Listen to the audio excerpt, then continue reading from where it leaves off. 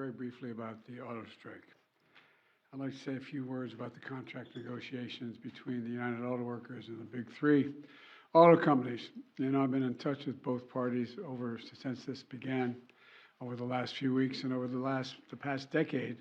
Auto companies have seen record profits, including the last few years, because of the extraordinary skill and sacrifices of the UAW workers.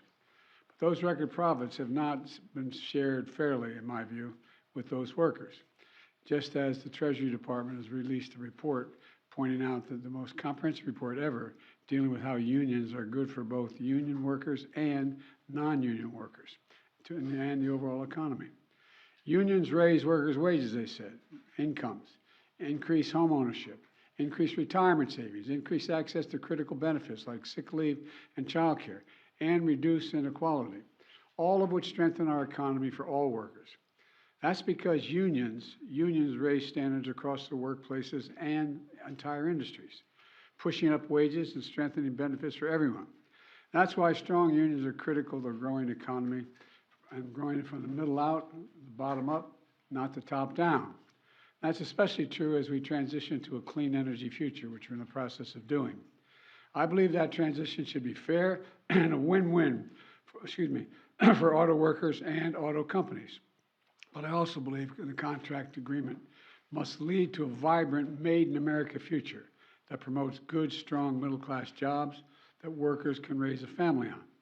Where the UAW remains at the heart of our auto economy, and where the big three companies continue to lead in innovation, excellence, quality, and leadership. Last night, after negotiations broke down, the UAW announced a targeted strike at a few big three auto plants. Let's be clear. No one wants a strike. Say it again. No one wants a strike. But I respect workers' right to use their options under the collective bargaining system. And I understand the workers' frustration. Over generations, auto workers sacrificed so much to keep the industry alive and strong, especially through the economic crisis and the pandemic. Workers deserve a fair share of the benefits they helped create for an enterprise. I do appreciate that the parties have been working round the clock. And when I first called them at the very first day of their negotiations, I said, please stay at the table as long as you can to try to work this out. And they've been around the clock, and the companies have made some significant offers. But I believe they should go further to ensure record corporate profits mean record contracts for the UAW. Let me say that again. Record corporate profits, which they have, should be shared by record contracts for the UAW. And just as we're building an economy of the future, we need labor agreements for the future. It's my hope that the parties can return to the negotiation table to forge a win-win agreement. To continue our active engagement, I'm dispatching 2 members of my team to Detroit, Acting Labor Secretary Julie Hsu and White House Senior Advisor Gene Sperling, both of them have been involved up to now, to offer their full support for the parties in reaching a contract. The bottom line is that auto workers help create America's middle class.